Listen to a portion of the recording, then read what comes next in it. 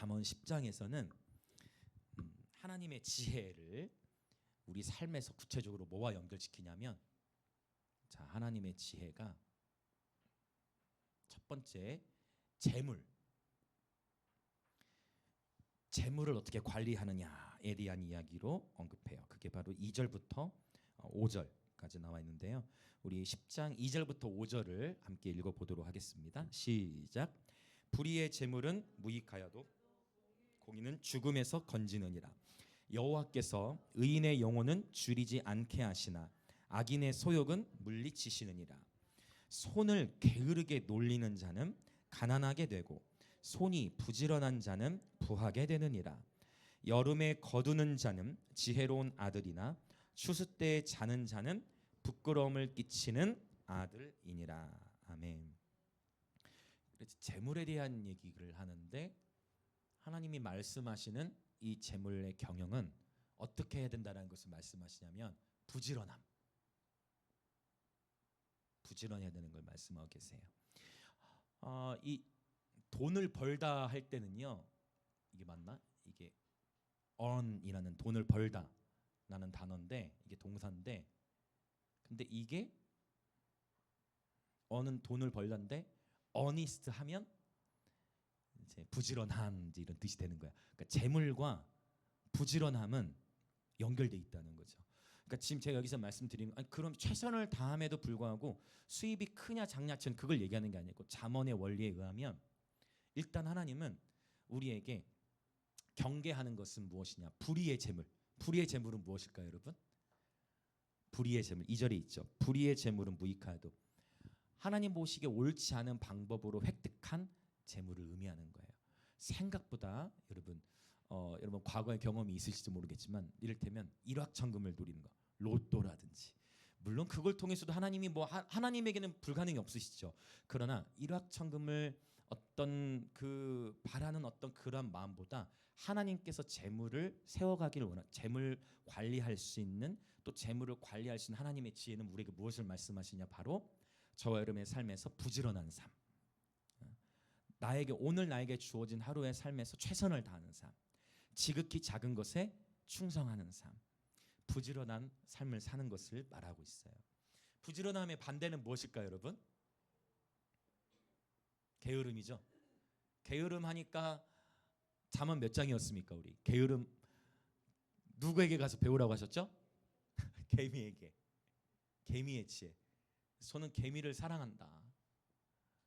이것을 알고 난 이후부터는 이제 개미를 절대 밟으면 안 된다. 개미는 참 불쌍하죠. 모르고 우리에게 밟혀 죽잖아요. 그런 하나님은 개미, 그 정말 작은 미물과도 같은 개미에게 가서 배우라고 말씀하셨어요. 개미에게 가서 배우되, 개미의 무엇을 배워야 된다 했어요? 개미의 지혜인데 자기 주도 학습을 배워야 된다 했죠. 기억하세요? 자기 주도 학습. 개미는 자기 스스로 일을 나가는 거예요. 스스로 자기 주도 학습. 그 다음에 협동 정신. 자기 주도 학습, 협동 정신. 그 다음에 또 개미 하면은 부지런함이죠. 성실함을 나타내고 있죠. 그래서 여러분 축복합니다. 저와 여러분 결국은 부지런함인데요. 24시간이라는 시간은 우리 모두에게 주어져 있어요. 그 시간을 어떻게 사용하고 관리하느냐, 이것은 바로 부지런함과 연결되고, 이것이 바로 하나님의 지혜입니다. 그래서 에베소서에서는 하나님 뭐라고 말씀하세요? 세월을 아끼라고 했어요. 세월을 아끼라, 때가 악하니라 라고 말씀하셨어요. 세월을 아끼는 여러분 되시길 축복합니다. 그래서 주어진 하루의 이 24시간 시간 안에서 시간을 효율적으로 사용하시고, 이 시간을 어떻게 사용해야 할지 하나님께 여쭤보면서, 그럼 이런 걸 계획적으로 하면은 MBTI로 뭐가 되나요? J야? J인가요? 저는 잘 몰라가지고 MBTI로 J인가요? 그래서 저는 여러분 MBTI가 이게 항상 정확하지는 않을 수 있는 것 같아요. 하나님 일단은 어쨌든 하나님의 지혜, 시간을 아끼, 이거는 J와 연결되는 거예요. 일단 아마도 균형 있게 다 연결되는 부분들이 말씀 속에 다 균형 있게 나타날 것 같은데, 여러분 정말 시간 사용에 있어서 지혜로운 예배자들 되시길 축복합니다. 그래서 개미를 보고 배우시길 축복합니다. 아침에 일어나서 출근하시면서 개미를 한번 보고 가시는 거예요. 그래서, 야 그래, 너 너도 오늘 아침 일찍부터 수고가 많다. 나도 회사 가니까 너도 수고해라. 이렇게 하면서 개미의 지혜를 배우는 것이죠. 자, 그래서 여러분 축복합니다. 바로 부지런하고 성실한 예배자. 이것이 구체적인 하나님의 지혜이다라는 것을 말씀하고 있고요. 근데 이거보다 바로 이 재물에 대한 이야기, 부지런함에 대한 이야기보다 오늘 10장에서 더 많이 강조하고 계속 언급하는 것이 있으니 그것은 바로 무엇이냐? 이제 6절부터 계속 이 이야기가 32절까지 중간에 몇 절 빼놓고는 계속 반복되는 이야기가 있어요. 그래서 그 부분을 먼저 한번 읽어보도록 하겠습니다. 자, 어디부터 볼까요? 자, 6절 시작. 의인의 머리에는 복이 임하나 악인의 입은 독을 머금었느니라. 자, 8절. 마음이 지혜로운 자는 계명을 받거니와 입이 미련한 자는 멸망하리라. 자, 10절. 눈짓하는 자는 근심을 끼치고 입이 미련한 자는 멸망하느니라. 11절. 의인의 입은 생명의 샘이라도 악인의 입은 독을 머금었느니라. 자, 14절. 지혜로운 자는 지식을 간직하거니와 미련한 자의 입은 멸망에 가까우니라. 자, 또 볼까요? 18절. 미움을 감추는 자는 거짓된 입술을 가진 자요 중상하는 자는 미련한 자이니라. 19절. 말이 많으면 허물을 면하기 어려우나 그 입술을 제어하는 자는 지혜가 있느니라. 20절. 의인의 혀는 수는과 같거니와 악인의 마음은 가치가 적으니라. 21절. 의인의 입술은 여러 사람을 교육하나 미련한 자는 지식이 없어 죽느니라. 자, 또 볼까요? 우리 31절. 의인의 입은 지혜를 내어도 패역한 혀는 배임을 당할 것이니라. 32절. 의인의 입술은 기쁘게 할 것을 알거늘 악인의 입은 패역을 말하느니라. 아멘. 자, 나왔죠? 그러면 오늘 잠언 10장에서 하나님의 지혜, 이 재물과 관련해서 부지런함을 말씀하셨고 또 하나 강조하고 있는 게 뭘까요? 입이에요. 입 또는 입술. 입 또는 입술로부터 나오는 것이 바로 말입니다. 말. 그래서 구체적으로 여러분 축복합니다. 하나님의 지혜가 저와 여러분의 입술을 통해서 풀어져 나오시길 예수님의 이름으로 축복합니다. 그래서 저와 여러분은 혀를 훈련시켜야 합니다. 자, 주변에 계신 분들 인사합시다. 혀를 훈련합시다. 아멘. 하나님의 지혜에 있어서 어떻게 보면 중요한 여러 가치들이 있는데 하나님의 지혜에 있어서 정말 중요하고도 중요한 가치가 바로 이 말.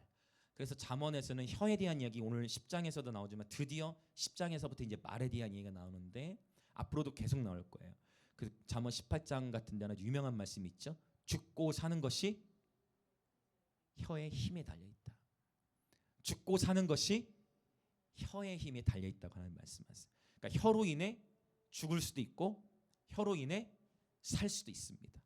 어떤 때는 하지 않아야 할 말이 있고 어떤 때는 해야 할 말이 있는 것이죠. 우리는 해야 할 말과 때로는 하지 말아야 할 말, 또 참아야 할 말, 이 모든 것들이 다 무엇과 연결되냐면 하나님의 지혜와 연결된다는 것입니다. 여러분 축복합니다. 혀를 훈련하시는 예배자를 대신 축복합니다. 이 1차적인 건 다 저에게 먼저 하는 얘기예요. 그래서 에베소서를 우리가 봤을 때 에베소서는 흔히 어떻게 알려져 있냐면 교회론으로 알려져 있어요. 교회론.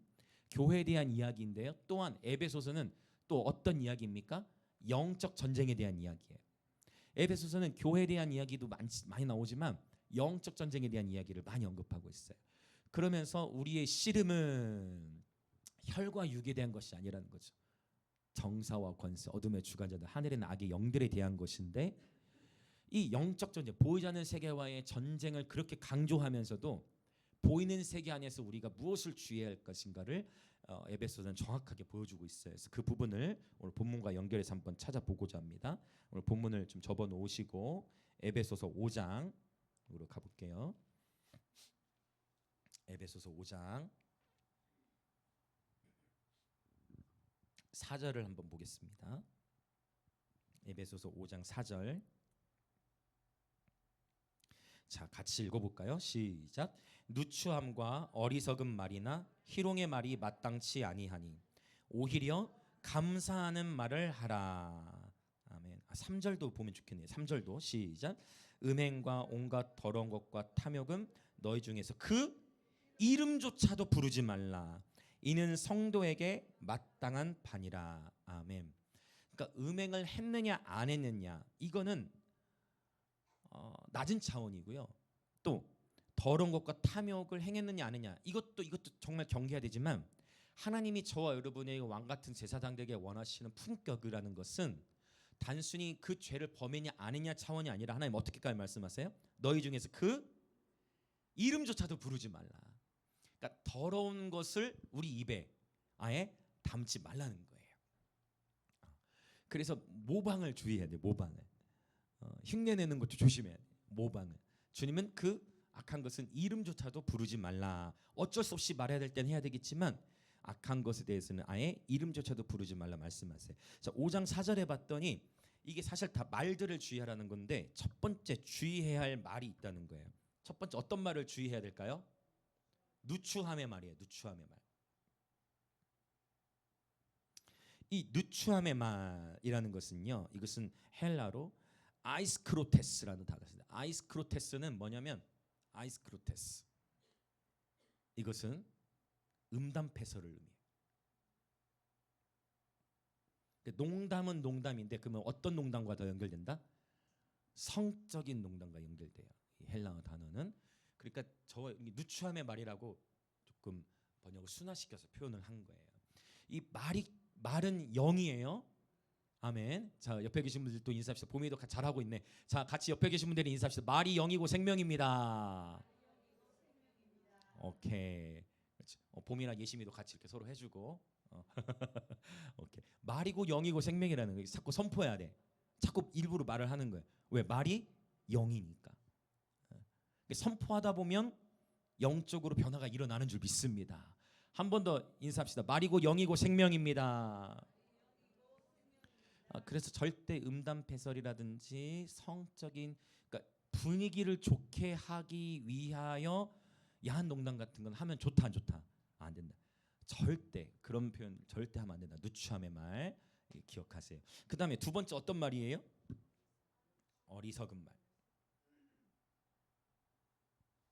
이 어리석은 말은요 쓸데없는 말을 의미해요. 모럴로기아. 로기아는 원래 논리를 의미하는데 모럴로기아니까 논리적이지 않아. 그냥 쓸데없는 말을 의미해요. 쓸데없는 말. 무익한 말, 쓸데없는 말 그런 표현이에요. 그래서 우리는 이 말을 참 잘해야 되는데 이게 다 연결돼 있어요. 같이 또 하나 더 가봅시다. 또 뭐가 나오죠? 어떤 말을 주의해야 돼요? 희롱의 말. 희롱의 말은 단순하죠. 놀리는 말들.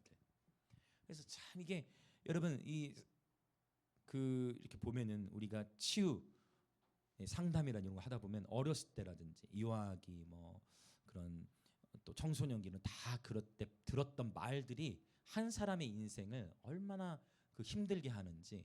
근데 우리는 이게 심한 말들도 이렇게 해서는 안 되겠지만 우리가 놀리는 말로 여러분 엄마 나 어떻게 태어났어요? 아빠 나 어떻게 태어났어요? 다리 밑에서 주워왔어. 이런 것들도 좋지 않다는 거예요. 무슨 말 이해되세요? 그러니까 나쁜 의도가 아니어도 나쁜 의도로 한 게 아니어도 어떤 계속 뭐라고 할까? 우리가 이제 계속 제가 언어 패턴을 바꾸자는 얘기예요. 외모를 가지고 뭐 비아냥한다든지 아니면 출생이라든지 뭐 그러면 경찰이 데려간다 뭐 이런 거라든지 그러니까 협박 그러니까 약간 가스라이팅격적인 그런 표현들이 너무나 우리가 습관적으로 우리 자녀 세대들에게 여러분 이거 진짜 한번 생각할 필요가 있어요. 그러니까 시편을 통해서는 회중 예배와 우리가 찬양 예배를 좀 더 다뤘다면 잠언은 삶의 예배를 다루잖아요. 그러니까 좀 더 아프죠. 더 내 삶에서 훈련시켜야 될 영역이니까 영적 근력이 더 여러분 스트레치아웃 더 확장되어지시길 축복합니다. 우리가 평소에 생각하지 않는 영역인데 우리는 너무나 무심결에 이 말에 부주의하다는 거예요. 저를 포함해서 우리 모두는 말에 정말 주의가 필요한 줄 믿습니다. 그래서 여러분 이 누추함의 말, 어리석은 말, 희롱의 말을 하지 말고 그러면 어떤 말을 하라고 했어요? 너무 좋죠. 어떤 말을 하래요? 이거는 빨간 펜으로 써야 될 것 같아요. 이런 말 하지 말고 감사하는 말을 하라는 거예요. 유카리스테오. 그러니까 감사 또 축복 둘 다 쓸 수 있어요. 축복의 말, 감사의 말. 축복의 말을 하고 감사의 말을 하라는 거예요. 제가 그래서 항상 자주 얘기하는 게 있었는데 또 하고 넘어가야 돼 이제. 민수에게 나오는 표현이죠. 민수에게 나오는 표현과 시편을 섞었어요. 자, 한번 같이 또 옆에 계신 분들에 같이 인사해 봅시다. 불평하면 불뱀에 물리고 감사하면 하늘의 문이 열린다. 아멘. 다시 한번. 불평하면 불뱀에 물리고 감사하면 하늘의 문이 열린다. 불뱀에 물리면 어떨 것 같아요, 여러분? 죽죠. 아프죠. 고통 속에 죽어가죠. 불평하면 불뱀에 물리면 이스라엘 백성들 통해 민수기를 통해 하나님 가르쳐 주신 거예요. 또 민수기 14장에서는 하나님이 사실 무서운 말도 하셨어요. 너희 말이 내 귀에 들린 대로 시행하리라. 원래 이게 부흥사분들이 많이 쓰던 표현인데 원래 이게 긍정의 의미로 쓰인 게 아니에요. 문맥은 네 말이 내 귀에 들린 대로 시행하리라. 원래 이거는요 긍정의 의미로서가 아니라 너희가 나에게 불평하는 그 말들 내가 다 기억하고 있다 이런 의미예요. 원래 부정적인 문맥이에요. 그러니까 약간 무서워지죠. 그래서 여호와를 경외하는 것이 지혜의 근본이에요. 세상 사람을 두려워할 게 아니라 정치 이념을 두려워할 게 아니라 우리는 여호와를 경외하는 예배자들인 줄 믿습니다. 우리가 말에 주의해야 되는 가장 근본적인 이유는 우리는 여호와를 경외하는 예배자이기 때문에. 내 옆에 있는 지체를 향해서도 함부로 판단해서 안 되는 이유는 하나님의 형상으로 창조된 지체이기 때문에. 그 안에 예수 그리스도께서 살아계시기 때문에.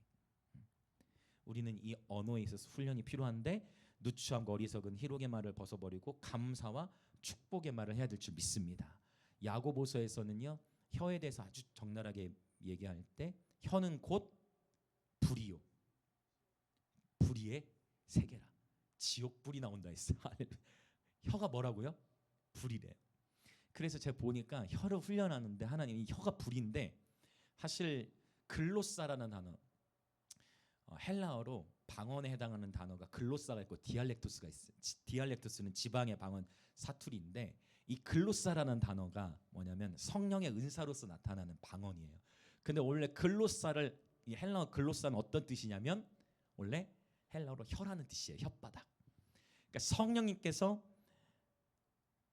임하셨는데 성령님이 혀를 주관하시는 거야. 그래서 혀가 내 뜻대로 풀어지는 게 아니고 성령님께서 혀를 주관하셔서 성령께서 말하게 하심을 따라 말하는 것이 이제 방언이죠. 할렐루야. 성령께서 말하게 하심을 따라 마치 어떻게 기록하면 사도행 2장에 마치 불의 혀처럼 할렐루야. 불의 혀처럼 불의 혀같이 갈라지는 것이 보인다는 거예요. 불의 혀. 혀에 뭐가 붙은 거예요? 불이 붙은 거예요. 할렐루야. 혀에 불이 붙어서 방언이 나오는 거예요. 아멘. 근데 그러니까 이것처럼 이게 반대 대조되는 거예요, 지금. 야고보서에서는 혀를 뭐라고 얘기했어요? 불이래. 어떤 불이라고 표현한 거예요? 지옥불과 같다는. 혀로 죽인다는 거예요. 혀가 지옥불 같은 역할을 한다는 거예요.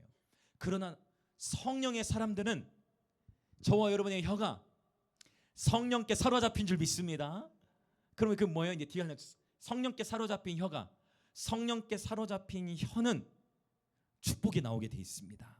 성령께 사로잡힌 혀는 감사하게 되어 있습니다. 성령께 사로잡힌 혀가 되어주시길 축복합니다. 할렐루야. 옆에 계신 분을 또 축복합시다. 성령께 사로잡힌 혀가 됩시다.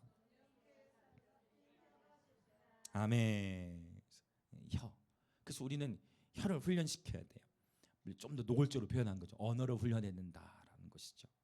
자, 그래서 우리는 감사하는 말, 축복하는 말을 하고 저와 여러분의 혀가 성령의 지배를 온전히 받으시길 예수님을 축복합니다.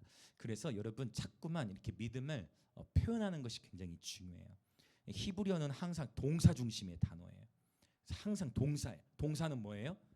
움직이는 거예요. 움직임이 있어. 그래서 찬양할 때도 히브리어 찬양 7가지 방법들 우리 다 나누었지만 할랄 막 춤을 추는 거고 또 샤박 막 소리 치는 거고 또 야다 막 손 들고 바락 무릎 꿇고 또 샤하 엎드리고 이렇게 액션 믿음을 몸으로 표현하는 거예요.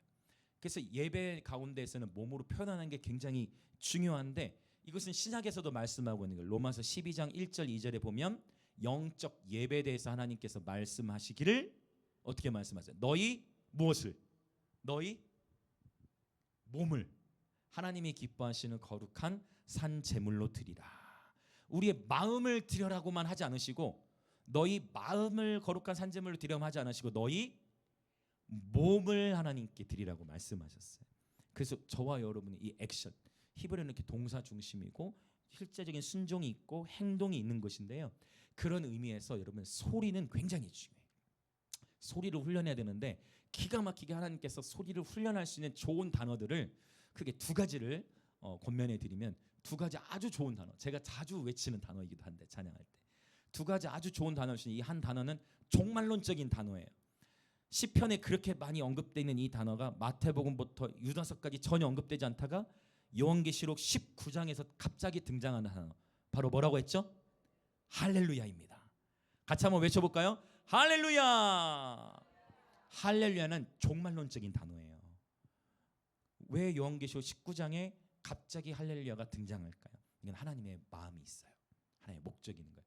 바벨론의 세력이 완전히 멸망한 이후에 이 할렐루야가 선포되는데 놀라운 것은 뭐냐면 전 세계 어디를 가더라도 다 할렐루야가 통해. 제가 스페인어를 전공했거든요. 학부는 그 신학하기 전에 하나님 언어를 준비하라는 마음을 주셔가지고 고등학교 때 이제 그 이미 하나님께서 주의 종의 길로 17살 때 딱 부르심을 주셨지만 이제 대학교는 어차피 우리 그 석사학위 또 하고 해야 되니까 학부로 언어를 준비했어요. 근데 그러면서 제가 감사했던 게 이 언어를 하기 전에는 할렐루야, 아니 왜 할렐루야로 부를까? 할렐루야인데 왜 이거 번역이 잘못됐나? 아니 번역이 아니라 아니 이거를 왜 히읗으로 써가지고 왜 이응으로 적었을까? 그러니까 내가 몰랐을 때는 악보가 잘못된 것으로 이해를 하는 거예요. 굉장히 중요하죠. 내가 모를 때는 나는 안다고 생각을 하는데 그러니까 왜 악보를 잘못 그렸을까? 나는 알아. 할렐루야로 적었더니 이걸 왜 알로 적었지? 이런 실수를 하면 어떻게 라고 판단하는데 알고 보면 누가 모르는 거냐면 내가 모르는 거야. 우리가 인생 살아가면서 이걸 정말 많이 경험하는 것 같아. 너무 많이 경험하는 것 같아. 내가 경험한 지식, 내가 겪은 경험, 내가 한 경험, 내가 쌓은 지식으로 전부인 줄 아는 것이 제일 위험한 것 같아요. 그런데 알고 보니까 스페인어에서는 H가 묵음으로 소리 나서 알렐루야가 맞았던 거예요. 그렇죠. 그래서 우리 모두는요 더 많은 겸손이 필요한 것 같아요. 저에게 하는 얘기예요. 우리 모두에게는 더 많은 겸손이 필요해. 항상 모든 것을 다 안다고 할 때가 제일 위험한 것 같아요. 그러나 하나님 말씀 잠언에 계속 지혜는 얘기하잖아요. 또 우리 선포합시다. 겸손은 존귀의 앞잡이입니다. 아멘. 사실 앞잡이라는 단어는 히브리어 파님을 썼어요. 얼굴이라는 거예요. 겸손이 저와 여러분을 존귀케 하는 것이죠. 네. 항상 언제든지 겸손하면 실패하지 않는 줄 믿습니다. 언제든지 겸손은 승리하는 줄 믿습니다. 하나님은 겸손한 자에게 더욱 큰 은혜를 주신 줄 믿습니다. 아멘. 진짜. 그래서 이 할렐루야라는 단어처럼 전 세계 어디서든 할렐루야를 쓰죠. 아주 귀한 단어예요. 어디서든지 여러분 어느 나라를 가든지 할렐루야 하면요 그리스도인들이 서로 웃음이 나오고 서로 교통이 돼요. 할렐루야 가지고 예배하면 돼요 같이. 그리고 또 한 단어를 주셨어요. 이게 뭐냐면 고린도서 1장 20절에 나와 있죠. 그런즉 우리가 아멘하여 하나님께 영광을 올리게 되느니라. 아멘.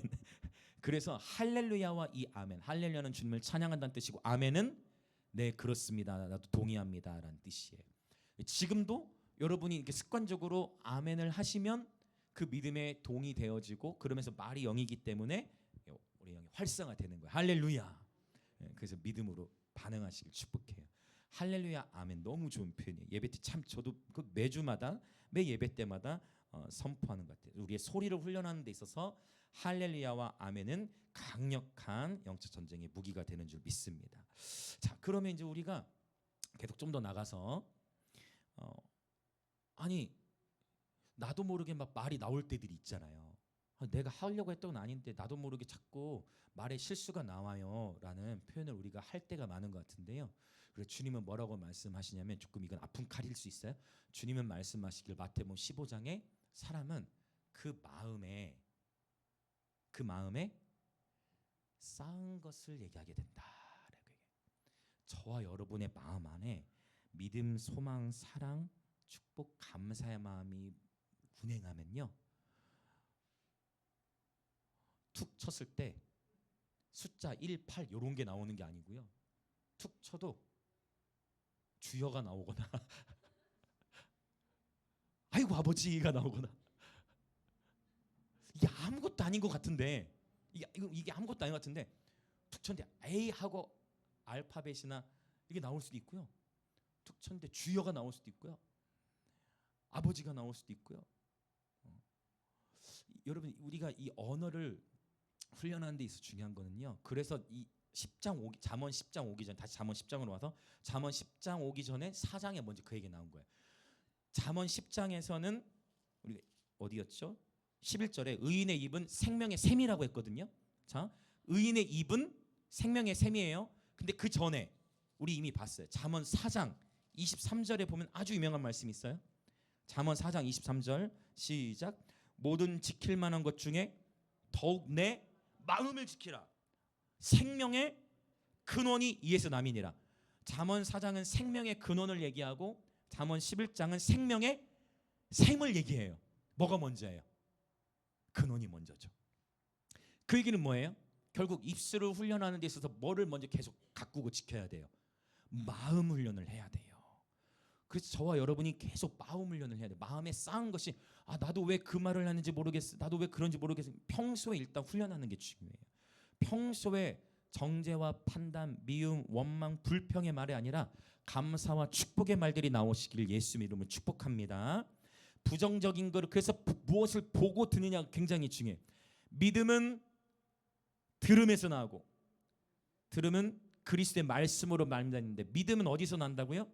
들음에서 나는. 이 원리는 굉장히 중요해요. 로마서 10장에 있죠. 믿음은 들음에서 나요. 그러니까 부정적인 것을 보거나 들을수록 나도 어떤 믿음이 생겨요? 부정적인 믿음이 생기고 부정적인 것들을 자꾸 말하게 되는 거예요. 그런데 긍정적인 것을 자꾸 들으면 긍정적인 마음이 생기고 긍정적인 것들을 말하게 돼요. 여기까지는 세상의 교훈이죠, 이제. 근데 잠언의 교훈과도 연결돼요. 우리 그리스도인들은 여기서 이제 한 걸음 더 나가야 돼. 그러니까 단순히 긍정적인 생각, 긍정적인 말보다 한 단계 더 나가야 되는 건 뭐예요? 결국 하나님의 말씀을 보고 들으면 하나님의 말씀이 우리의 생각 속에 머물게 되고 우리는 하나님의 말씀을 선포하게 되는 줄 믿습니다. 이 단계까지는 가야 되겠죠, 우리가. 그래서 부정적인 것은 아예, 그 에베소 5장에 의하면 영적 전쟁이 아주 귀한 원리예요. 그 이름조차도 부르지 마라. 그 이름조차도 부르지 마라. 할렐루야. 그리고 긍정적인 생각, 긍정적인 말, 그런 태도와 함께 한 걸음 더 나아가서 하나님의 말씀을 보고 들음으로 하나님의 말씀이 저와 여러분의 생각을 지배하고 하나님의 말씀을 선포하는 예배들 되시길 축복합니다. 할렐루야. 이제 이것까지 우리가 가서 끊임없이 입술을 훈련해야 되는 줄 믿습니다. 할렐루야. 여러분 축복합니다. 자, 그러면 이제 지금 재물에 대한 이야기, 부지런한 예배자가 돼야 되고 말에 주의해야 된다라고 했는데요. 이 두 가지 실제적인 하나님의 지혜에 대한 이야기를 하고 있지만, 그럼에도 불구하고 제가 보기에 잠언 10장에서 이제 가장 핵심적으로 얘기하는 아주 중요한 영적 원리가 있는데, 이제 이 부분을 보고 기도하려고 해요. 같이 예배팀 준비해 주세요. 12절, 10장 12절을 보겠습니다. 10장 12절 시작. 미움은 다툼을 일으켜도 사랑은 모든 허물을 가리느니라. 아멘. 미움은 다툼을 일으킨다라고 말씀하고 있어요. 그러니까 지금 익은 거예요. 오늘 적어도 이 잠언 10장의 문맥에서 보자면 지금 자꾸 말에 대한 얘기를 하고 있잖아요. 그러니까 이거예요. 자꾸 악인의 입은 독을 머금어. 그러면 여러분, 누군가 먼저 1차적으로 누군가가 저와 여러분에게 독한 말을 막 쏴. 그러면 솔직하게 우리 마음이 상해요, 안 상해요? 우리는 마음이 상해요. 자꾸 독한 말을 듣다 보면, 부정적인 말을 듣고 판단의 말을 계속 듣다 보면 마음이 상해. 나도 데미지를 입는다는 거죠. 사람은 영적인 존재니까. 그러면서 우리 마음 안에 어떤 마음이 올라올까요? 12절에 있는 거, 미움이 올라오는 거예요. 그리고 내가 말로 화살한 대 맞아. 그럼 미움이, 그 처음에는 참을 수 있을지 모르겠지만 그 마음을 해결하지 않은 상태에 있으면 미움이 이제 무엇으로 번지는 거예요? 미움은 다툼을 일으키니까. 내가 말로 화살한 대 맞았네? 그러면 또 어떻게 이제 우리도 화살을 쏘죠. 이 에베소서에서는 이 화살과 또 연결하죠. 악한 자의 불화살, 예레미야와 관련지어서. 그래서 내가 한 대 말로 얻어 맞으면 나는 화살 한 2개는 쏘는, 2개 쏘면 좀 착한 거고, 한 5개 막 10개 막, 우리 보복하지, 보복 정신이 있죠. 이런 보복은 좋지 않다는 거예요. 그래서 막 이제 옛날 얘기까지 가가지고 막 몇 개월 전 이야기, 막 몇 년 전 이야기 가가지고, 그럴 때 막 그때 결혼 때 당신 막 그렇게 해가지고 막 가면서 서로 막 그렇게까지 가면서 끊임없이 미움은 다툼을 일으킨다는 거예요. 오늘 문맥적으로 미움을 다툼을 일으킨다 해서 말하는 이 미움이 어떻게 생기게 되느냐? 결국 말로 인해서 생기는 미움을 말하는 거예요. 히브리 문학의 특징 가운데다가 핵심 얘기를 건져 놓죠. 미움은 다툼을 일으켜요. 그러나 뒤에 다시 한번 읽어볼까요? 사랑은 모든 허물을 가리느니라. 자, 여기 이 허물이라는 단어는 페샤라는 단어를 쓰는데, 이 페샤라는 단어는 원래 어떤 뜻이냐면 배신이란 뜻이에요. 배신. 그래서 여러분이 찾아보시면 이게 히브리어 페샤, 배신이란 뜻이에요. 그러니까 미움은 다툼을 일으켜요. 근데 사랑은 모든 허물을 가리는데, 여기서 말하는 이 모든 허물은 문맥적으로 봤을 때는 사람들이 나에게 했던 부정적인 말, 나에게 함부로 말하는 사람을, 그 사람을, 자, 더 나가봅시다. 여기 가리느니라, 가리는 단어는 카사라는 단어를 써. 동사 카사. 이 카사는 무슨 뜻이냐? 덮다라는 의미도 있지만 용서하다라는 단어도 있어. 용서하다는 의미. 그러니까 이것을 히브리어로 이제 직역해서 보면은 사랑은 모든 허물이나 배신마저도 어떻게 하는 거예요? 용서하는 거예요. 용서하는 거. 그래서 저와 여러분을 향해서 험담하고 말로 괴롭힌 그 모든 사람들을 용서하는 거. 심지어 어떻게 보면 패션하는 배신이라고 했어요. 이런 일들을 겪을 때에도 이 사랑, 여기 사랑은 아하바라는 단어를 쓴, 요즘에 아하바 교회가 많은 것 같아요. 아하브라는 단어에서 나죠. 아하바는 사랑이라는 뜻인데, 사랑이 모든 허물을 덮는 것이죠. 여러분, 이러한 삶을 친히 우리에게 모델링 해주신 분이 계시죠. 우리 예수님이세요. 예수님께서 십자가를 지시기 전에 수많은 멸시천대를 받으시는데, 온 우주 만물의 왕이신 그분이 육체를 입은 것 자체가 그분에겐 수치인데, 완전하신 하나님이 육체를 입은 것 자체가 그분에게는 완전한 자기 부인인데, 종의 형체를 가져 이 땅에 태어나셔서 똑같이 부모의 권위 아래서 훈련을 받으면서 30세가 되었을 때 사역을 시작하셨지만, 결국 십자가로 가시의 여정 속에서는 군인들이 침뱉고 조롱하고, 제자들은 예수님을 배신하고, 제자들은 예수님을 배신하고 끊임없이 멸시천대와 조롱을 받았지만, 예수님은 저들이 하는 것을 알지 못한다 하고 십자가에 죽으시며 용서해 주셨습니다. 그리고 부활하시고 나서도 제자들이 먼저 예수님께 나아가지 못하니까 예수님께서 먼저 나아가셨어요. 베드로에게. 베드로가 너무 부끄러워, 자기가 예수님 배신한 게 부끄러워가지고 예수님 찾아갈 수 없으니까 예수님이 직접 베드로에게 먼저 찾아가셔서 다시금 부르심을 주셨어요. 여러분, 정죄는 사람을 세우지 못하더라고요. 오직 우리가 세워질 수 있는 것은 하나님의 사랑 안에서 용납함을 받을 때 세워지는 줄 믿습니다. 예수님께서 이 사랑을 친히 저와 여러분이 보여주신 것처럼 저와 여러분도 그렇게 이 잠언의 지혜, 미움은 다툼을 일으켜도 사랑은 모든 허물을 가리느니라, 이 하나님의 사랑 안에 거하는 예배자가 되었으면 좋겠습니다. 이 시간 함께 우리 기도하겠습니다. 2가지 기도 제목을 드리고 묶어서 함께 기도하길 원하는데요. 먼저는 저와 여러분의 입이 하나님께서 기뻐하시는 제사장의 입술이 되기를 원합니다. 주여 우리 입에서 부정함을 씻어 주옵소서. 그동안 내가 나도 모르게 너무나 습관적으로 한 험한 말들, 누추함의 말들, 어리석은 말들, 희롱의 말들, 쓸데없는 말들, 부정적인 말들, 원망과 불평의 말들로 내 이웃과 내 가족, 내 지체들을 힘들게 하였다면 이 시간 용서하여 주시고 살리는 말, 감사와 축복, 믿음과 소망, 사랑의 말들을 하는 제사장의 입술 되게 하여 주옵소서. 또한 혹 우리가 이제 반대적으로 주변으로부터 내가 부정적인 말, 미움의 말을, 독한 말들을 들었을 때 우리도 똑같이 악을 악으로 갚는 것이 아니라 선으로 악을 이기는 예배자 되게 하여 주옵소서. 악에게 지지 말고 선으로 악을 이기는 예배자 되게 하여 주옵소서.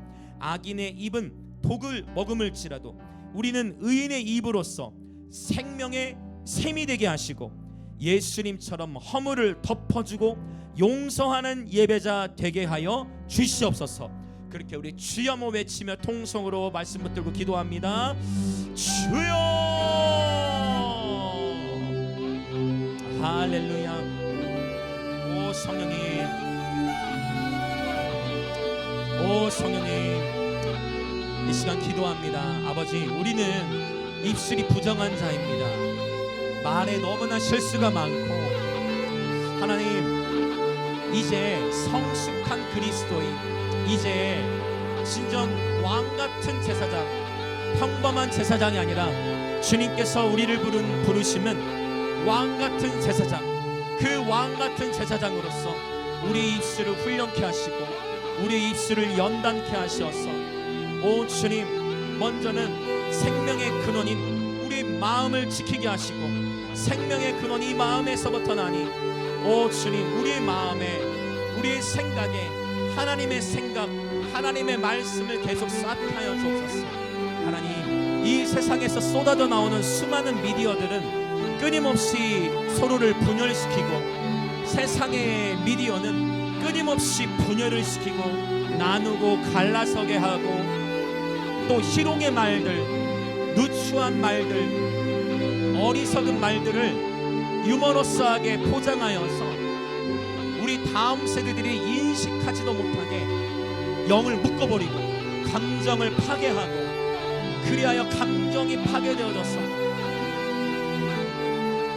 아버지 여러 다양한 아픔들을 겪게 되는 성령님, 오늘 이 잠언의 지혜, 하나님이 우리에게 주신 이 실제적인 하나님의 지혜의 귀를 기울입니다. 성령님, 우리 입술을 훈련하는 예배자 되게 하여 주시옵소서. 우리의 혀를 훈련하는 예배자 되게 하여 주시옵소서. 성령님, 오 성령님, 미움은 다툼을 일으킬 뿐이니 예수님께서 십자가로 승리하신 것처럼 하나님, 우리가 악에게 지지 않고 선으로 악을 이기는 예배자 되게 하시어 언제든 반대 정신으로 생각하게 하시고 사랑과 축복과 격려와 소망, 믿음의 말들, 축복의 말들, 감사하는 말들이 계속해서 우리의 삶에서부터 풀어져 나오게 하여 주옵소서. 아버지의 집은 안 된다고 말하지 않습니다.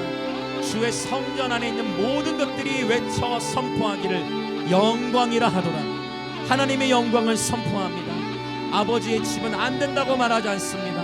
하나님의 영광을 선포합니다. 성령님, 우리의 입술을, 우리의 혀를 훈련하는 예배자 되게 하시고 오 성령님, 오직 당신의 마음을 그대로 선포하고 나타내는 그러한 왕같은 제사장의 입술 되게 하여 주시옵소서. 성령님, 그렇게 우리의 심령을 새롭게 하여 주시옵소서. 할렐루야, 할렐루야.